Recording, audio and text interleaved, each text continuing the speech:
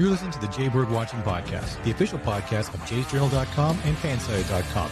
We are the official ballroom chat for everything Toronto Blue Jays baseball, from game highlights to rumors and all the stuff in between. Here's your host, Craig Borden, with co-hosts Jason Lyons and Liz McGuire. Now let's talk some Toronto Blue Jays baseball.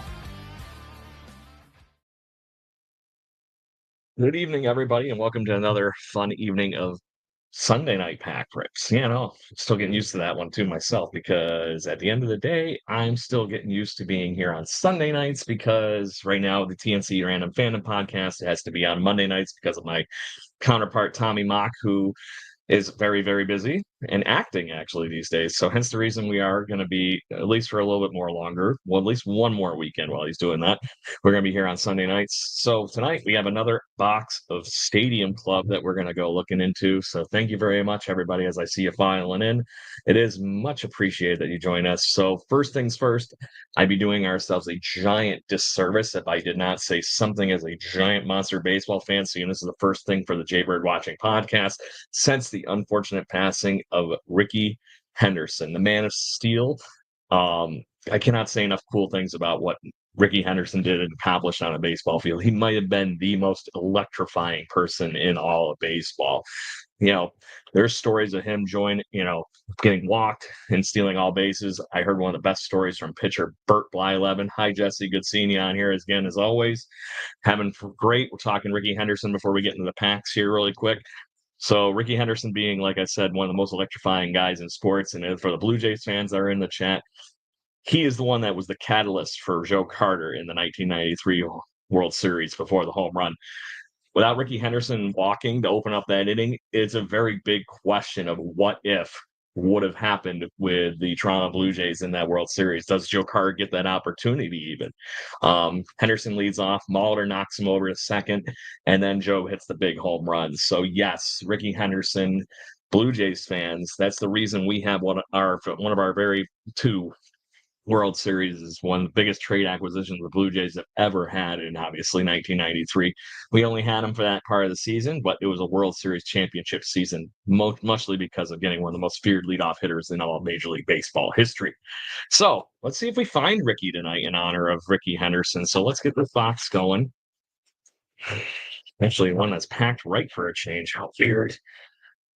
So get your guy out of there. We got some fresh cards. Get ready to go in here. And we're going to get right into ripping. So make sure you join us here. And like I said, hopefully Rickey Henderson and his family and everybody's doing great with everything after the fact. So we're going to start off the pack for tonight with Evan Longoria. So it seems like the camera's a little odd tonight. Max Muncy. There we go. That looks better. Let's get that down here a little bit. Maybe that's the point. That looks better. So we got Max Muncy, World Series champion. Another World Series champion and his teammate. Let's get that focus here. Anyway, we'll go over here for a second. Got Mookie Betts. Mookie, the man, the myth, the legend, Mookie Betts. We're going to get rookie Luis Matos, who had a stellar season as we get him on the Topps Chrome. Really, really cool. Very, very shiny. First top shelf find of the night. And we're going to get the Satchel Paige in red. You talk about baseball stories that everybody should be very aware of. I highly recommend looking at Satchel Paige.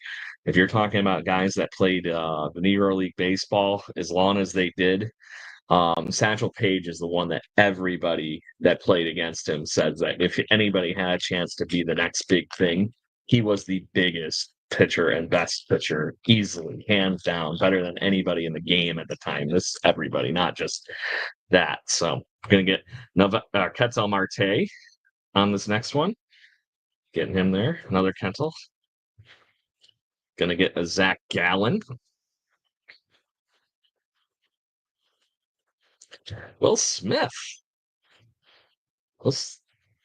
Funny stat, not the same Will Smith, but there has been a Will Smith on all three of the Atlanta Braves playoff teams the last few years. And we're going to get a Corey Seager card here on the flip. Ooh, look at that guy. Chief Fantasy Professionals.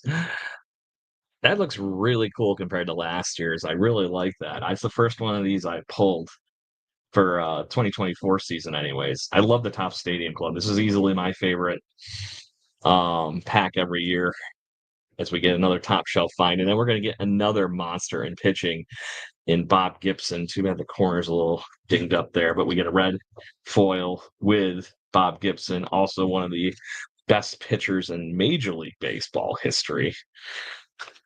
Really, really cool.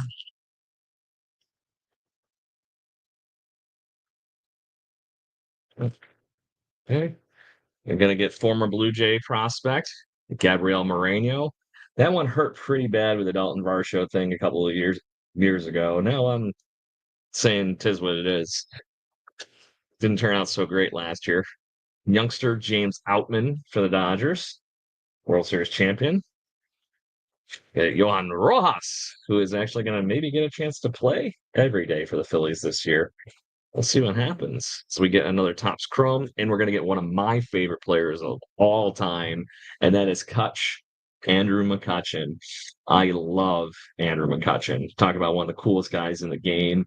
This guy was a two-time MVP player, had got his 300th home run this past year, and the kid, if you haven't seen that video of Andrew McCutchen getting his home run ball back from this kid, it is the stuff of just kids' dreams. You know, he gets to meet his idol, Andrew McCutchen being the classiest of class acts. Awesome.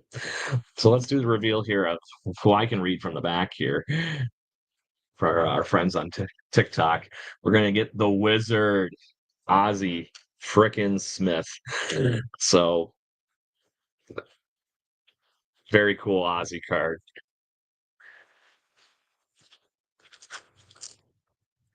Love Ozzie Smith. You got a bum rap. Everybody, Hall of Famer, obviously, everybody says he's got nothing but gloves, but at the end of the day, he was a great hitter too. Just not the same kind of hitter you expect these days at shortstop. Really, Cal Ripken changed that game. We're going to get Bobby Miller. Hopefully, we'll get a bigger season out of him this year with the Dodgers. It's scary, isn't it? Going to get Emmett Sheehan. Sorry, it's hard reading in the glare sometimes. Rookie card. O'Neill Cruz. You got the Topps Chrome of him last week. Monster. And then we're going to get Taylor Ward. Blue Jays fans loathe the Taylor Ward a little bit. This man said that Bowden Francis, during the no-hitter I happened to be at, he only got all the way through 8 2/3 innings of a no-hitter with Bowden Francis in Toronto that me and Liz McGuire were at. And this man is the one that ruined the no-hitter with a home run, knocked him out of the damn game. So in the midst of that whole thing, Taylor Ward comes out and says that Bowden Francis was hittable and not special. In the midst of the closure of the season that Bowden Francis put on, putting a cherry on the top would be a nice way of saying what he ended up doing, because Bowden Francis ended up pitching 2 other near no hitters and had a sub-1 whip in 100 innings. So yeah, not special, right? See how if he can repeat that as we get Stan the Man Musial, the man of the Cardinals. So got a lot of Cardinals tonight. Got Bob Gibb, 2 legends. Well, 3 legends. I forgot I got Ozzie. So apparently it's Cardinals night here on the Jay Bird Watching podcast. It's just a friend of the feather. And in the midst of that, the Blue Jays, I hear, are sniffing around Ryan Helsley. There you go. That's a fun one with Corbin Carroll, the previous year's Rookie of the Year, celebrating in the pool as they were obviously going to the World Series for the first time in this man's young career. And he's got a hell of a career, I think, in front of him. Really cool card. We're going to get a Jordan Lawler rookie card. Looking for cool things from him, too. I think he's got all the talent in the world. Cool stuff. Make sure you hit me up with your comments, everybody. We'll talk some more baseball, and I'm sorry. Had to have the sneeze, of course. Willie Stargell wearing the awesome Pirates jerseys. And if you don't know what these Pirates jerseys are, I highly recommend looking up the We Are Family version of the Pittsburgh Pirates. You'll find all sorts of stuff. Ooh, there's a cool one. We're going to get a rookie Topps Chrome of Shota Imanaga. So that's the That would be your rookie year candidate if you didn't have Paul Skeens. Will the Bengals make the playoffs? Joe Burrow is sure enough trying his damnedest, isn't it, Mr. P? So who are we gonna get for the red here to end this card? Yeah, Lars Nutzbar. I was just watching some Instagram stuff right before going on here, and there's a gentleman that I forget his name, but it's something Church, and he's always in the bleachers for the Giants. And as he's sitting there, he's just yelling the weirdest things at him. And he's like, you're the guy that leaves the cup in the cup machine before you leave, you bum, is how it always ends. Oh, that's a cool one. The Seagull Killer himself, Randy Johnson. I love that picture. Diamondbacks unis, the year that they won the World Series against the New York Yankees in 2001. Him and Kurt Schilling end up being co-MVPs for the World Series. That doesn't happen very much, but if you still want to see the weirdest thing you might ever see on a baseball field, look up Randy Johnson and Bird. You'll see him literally throwing a fastball. The bird just flies right in front of the ball, like it's trying to commit suicide. Just this, like, I don't want it out, and this is the quickest way out. Bird blows up like a freaking pillow exploded, and next thing you know, it's dead, obviously. So, funnier thing on that whole thing is Randy Johnson later in his career. I don't know if you all know what he does now, but he actually is a Major League Baseball photographer. So he takes photos just like these. And actually, I'm sure he's probably been featured in Stadium Club at some point. So what he actually has now as his logo for his business is it's the like seagull flipped over with crisscrosses on its eyes like a cartoon. Hilarious. Oh, the man that owns the most expensive baseball card in the world, Honus Wagner. And we're going to get another Brian Reynolds, Pirate, Pirate, Pirate. I have noticed that in these few boxes that I've gotten of Top Stadium Club, that it seems like it's very player team happy. We're going to get, oh, there's this. That's really cool. We're going to get a power packed rookie card of Jack's Holiday. Really, really cool. Some really fun, weird stuff going on in our chat right now. So we're going to get going. Oh, we're going to get a different card here at the end. Oh, this is a black foil of the man, the myth, the legend, Mike Schmidt. I guess I'm going to have to get that one mailed out to our buddy here on the show. My co-host, Jason Lyons, loves Mike Schmidt. Really, really cool with the black foil card there. So we got two more packs, everybody. Two more packs.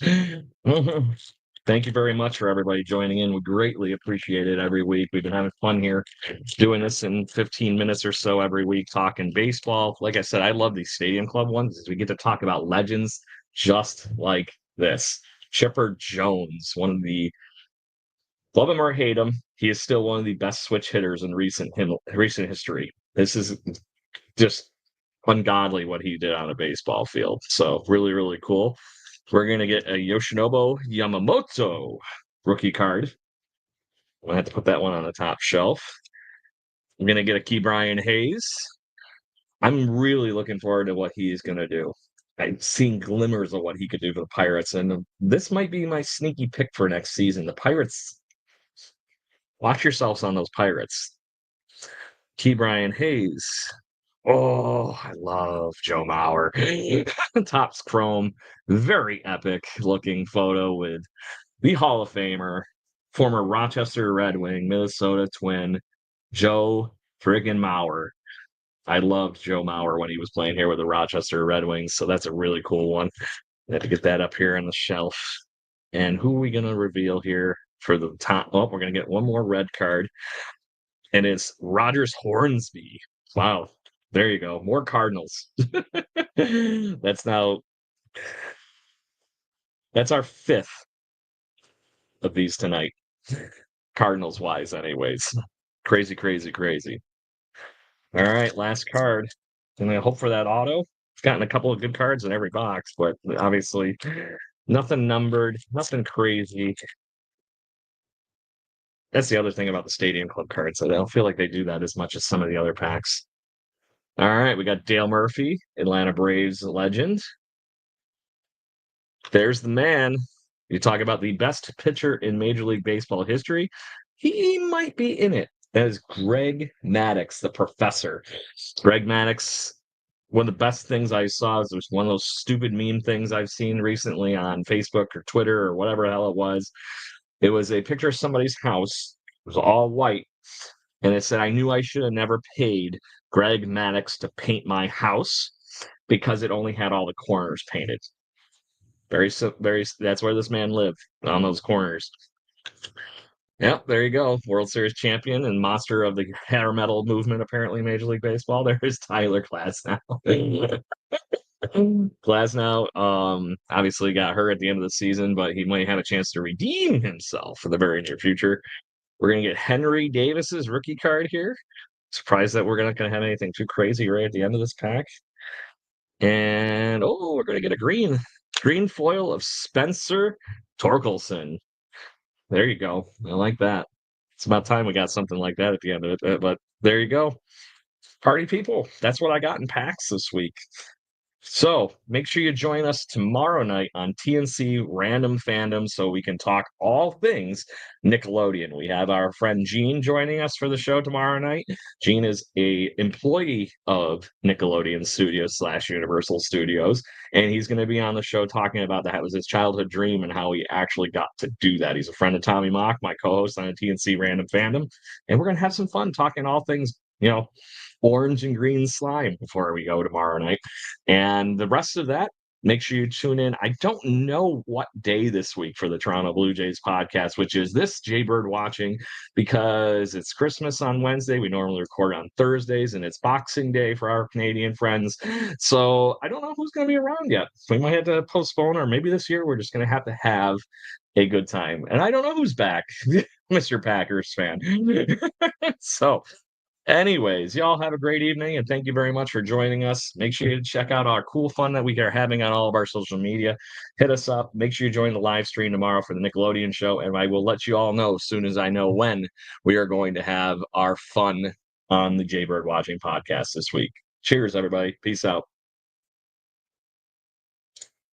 Thank you for listening to the Jaybird Watching podcast. Please follow us on Facebook, Instagram, Twitter, Twitch, at BirdwatchingGC, and our YouTube channel. If you want to support the show and get extra content, please consider joining to our Patreon at patreon.com/birdwatchinggc. Go Jays, go. Woo!